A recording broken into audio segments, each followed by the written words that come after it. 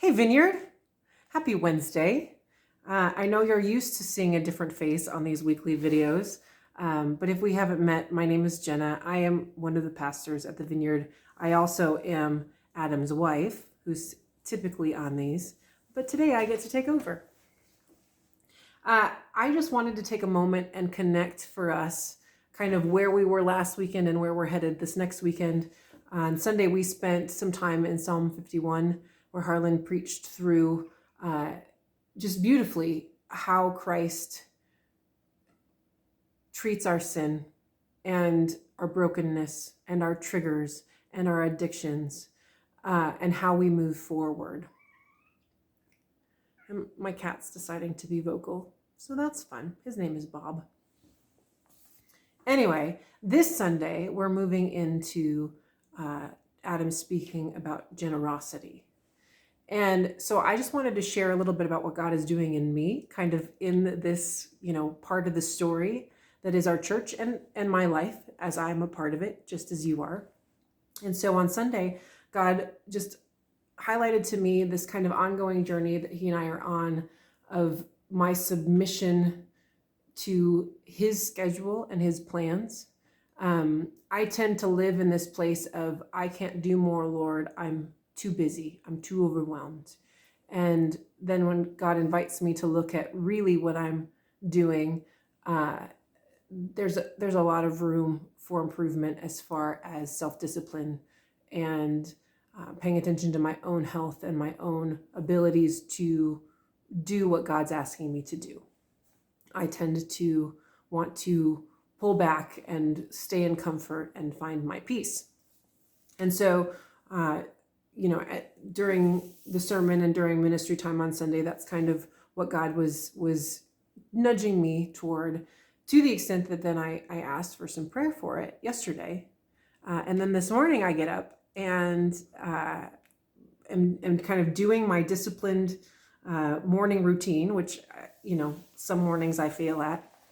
And I'm in my Bible in a Year app, and it literally is the section in 1 Corinthians 9 on self-discipline. And so I share that because so much of the time God, brings something to our mind or helps refine us in a way in a Sunday morning that then that carries right through and into the week, and he keeps working. Because ultimately, for me to do what I know God is asking me to do and work at the capacity that I know he's asking me to work, and to be generous in the way that I know he longs for me to be generous, to be unhindered in what I'm willing to give, and to be very aware that he is in control of it all, right? What needs to be refined in me is my self-discipline. And so I share that just to kind of let you know, like, this is a process that I'm in. This is a process that we're in. God is continually inviting us to deeper layers of obedience and deeper layers of knowing ourselves and self-awareness. And when we decide and choose to move forward in that sanctification process, joy is what is revealed.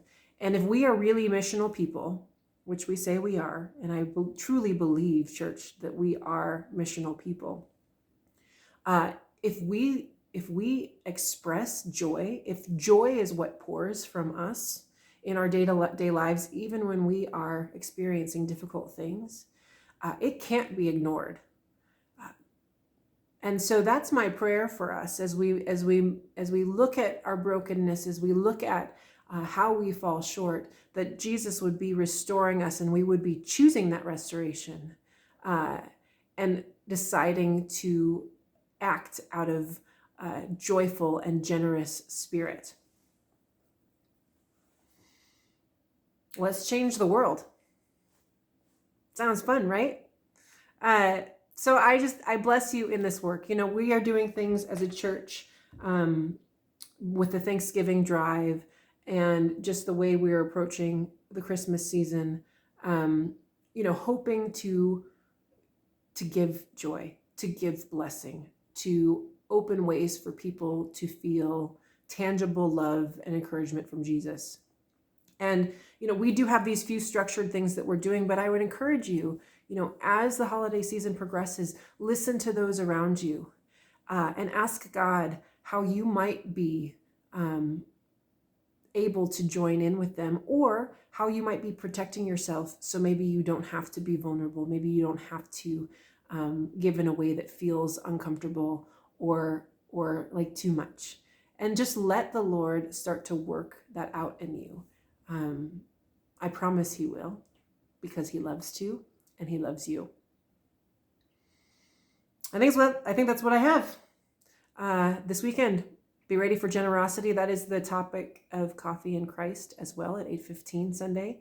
I would deeply encourage you to go. I hear such wonderful things about it, and I'm usually I'm usually in rehearsal, or I would be in that room. So if you haven't checked out Coffee in Christ yet, do it. And I'll see you Sunday.